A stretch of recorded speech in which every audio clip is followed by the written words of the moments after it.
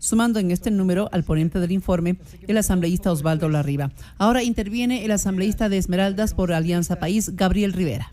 Pueblo que nos escucha, antes de entrar propiamente, señora presidenta, a referirme al tema que hoy nos convoca, permítame usted ocupar unos 30 segundos para saludar a mi provincia de Esmeraldas, que esta semana está celebrando 167 años de provincialización. Y vaya el saludo de esta asamblea y el mío propio a esta provincia que tanto le ha aportado al país y que sin lugar a dudas lo seguirá haciendo. Dicho esto, señora presidenta, yo quiero decirle a este pleno y a todos quienes nos escuchan que cuando hablamos del presupuesto debemos tener absolutamente claro, debemos ser conscientes que este, sin lugar a dudas, sirve de espejo que refleja las contradicciones sociales. ¿Por qué las refleja? Porque allí se ven cuáles son las prioridades del poder político, cuáles son las prioridades de quien ejerce el mando en un momento determinado. Y cuando hablamos de reforma presupuestaria, yo creo que necesariamente tenemos que referirnos a las fuentes presupuestarias y que históricamente han habido unas menores, pero principalmente son tres: las petroleras, los impuestos o ingresos fiscales y el endeudamiento. Quienes me han precedido en la palabra, en alguna manera se han referido a ellos. Sin embargo, yo estoy consciente plenamente que 10 minutos no son suficientes para hablar todo lo que se pudiera sobre este tema. De manera que voy a tratar de resumir algo de lo que considero es importante abordar en esta mañana y en esta tarde, señora presidenta. Los ingresos de capital o ingresos petroleros ciertamente que han estado atados a dos cosas. Por una parte, el precio del petróleo y por otra parte, el número de barriles que por día nosotros exportamos. Los cálculos que se han elaborado durante los últimos años, quisiera decir los últimos 5 o 7 años, han sido cálculos buenos, han sido cálculos que han coincidido con lo que luego el promedio del barril de petróleo ha tenido durante los pasados años. Por lo tanto, podríamos decir que han sido cálculos acertados. Hoy la utilización de nuevas tecnologías, entre ellas especialmente por parte de los Estados Unidos, la utilización del petróleo de esquistos o el que proviene de arenas bituminosas, o mejor conocido como el fracking petrolero, que es la utilización de gas, de presión, para poder obtener petróleo que normalmente no se lo pudiera hacer con tecnologías tradicionales, está indudablemente y lo va a seguir haciendo durante los próximos años, impulsando el precio a la baja por una simple ley de mercado. Aumenta la oferta en uno de los países que más consume petróleo en el planeta. No conozco exactamente cuánto está este momento extrayendo Estados Unidos, pero hay quienes creen que se acerca a los 9 millones de barriles al día, señora presidenta, lo que es muchísimo petróleo.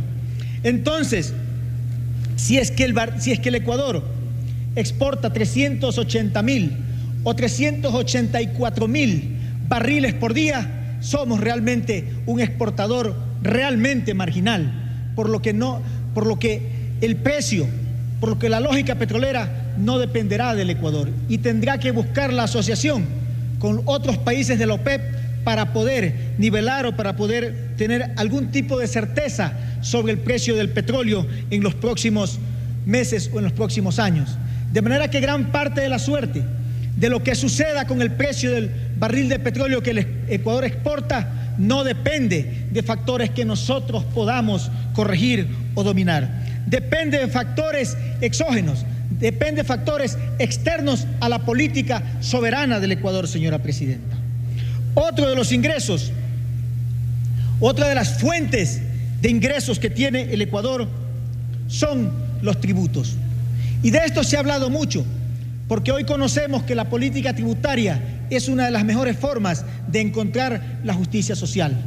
Hoy también conocemos que eran falsos aquellos discursos que sostenían o que decían que había que bajar los impuestos a las clases dominantes, al gran capital, para así poder garantizar que haya más inversión en el país y que pueda haber desarrollo. Hoy vemos que con políticas poco ortodoxas, que no repitan aquello que durante 20 años fue prácticamente un evangelio, se puede alcanzar el desarrollo económico, señora presidenta. De manera que se echó al traste aquella falacia de que bajando los impuestos a las clases dominantes o a los que más tienen capital, podía solamente por esta vía crecer un país. Otra fuente presupuestaria, señora presidenta, es el endeudamiento. Y aquí quiero detenerme yo un poco. Este puede ser interno o puede ser externo. Son dos fuentes importantes, que es el endeudamiento. Y para comentar un poco, yo creo que tenemos que conocer, señora presidenta, y decirle al país en qué consiste, cuando hablamos de endeudamiento externo, un endeudamiento soberano. Hasta antes, y esto nadie lo puede negar, hasta antes del 15 de enero del año 2007, cuando asiduamente se tocaban las puertas de los organismos internacionales tradicionales, quiero enfatizar en esto, tradicionales de financiamiento, estos con bastante frecuencia y con el mismo modelo imponían a los países que querían financiar sus presupuestos unas condiciones que son conocidas como ultraortodoxas y que, entre otras cosas, consisten o consistieron en su momento en recortar los impuestos al capital que entraba a un país, en recortar los subsidios, señora presidenta, subsidios gubernamentales, en privatizar las empresas públicas. Conocemos toda la lucha que los obreros del país, que los ecuatorianos y ecuatorianas tuvieron que llevar a cabo para evitar que se privaticen sus empresas estratégicas. Qué alegría, señora presidenta, poder nosotros ahora debatir un presupuesto que no tiene un solo dólar que provenga de las privatizaciones. Eso es lo que hay que decirle al país y que desgraciadamente en la mañana, hoy en el debate, nos hemos olvidado. Por eso diría Galeano, a veces más importante es lo que se calla que lo que se dice, señora presidenta. En este presupuesto tampoco hemos visto de que se tengan que abrir los mercados en el Ecuador como condición de una carta de intenciones para que se nos pueda financiar. Por eso es importante, señora presidenta, establecer que hoy el financiamiento soberano no consiste en haber aceptado unas condiciones que negaban la condición de seres humanos a los ecuatorianos, porque había que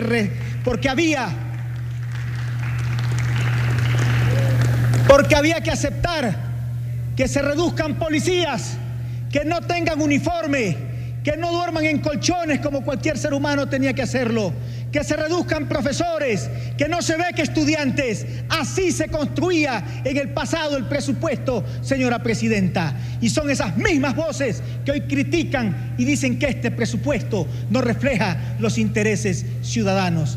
Pero qué bueno que gracias a ese pueblo de Esmeraldas, hoy yo puedo estar en esta curul y decirle también mi verdad a los ecuatorianos y al mundo, a este pleno, señora presidenta. Tiene un minuto, asambleísta. Muchas gracias. Muchas gracias, señora presidenta. Finalmente, yo creo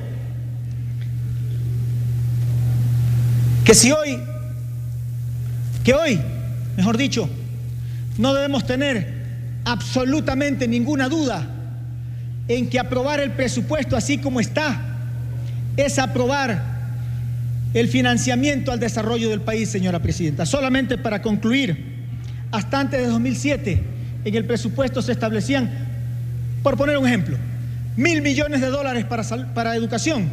Hoy se están estableciendo $3.500 millones para la educación. Eso es para contestarles a aquellos que dicen, ¿y dónde está la plata del petróleo? La plata del petróleo está financiando a aquellos estudiantes que mañana No los podrán engañar con las mentiras que han tratado de engañar en esta tarde y durante todos estos años al pueblo ecuatoriano, porque será gente que tenga conocimiento y que agradecerá el hecho de que este país hoy camine con sus propias piernas y piense con sus propias neuronas, señora presidenta. Muchísimas gracias. Gracias, compañero asambleísta.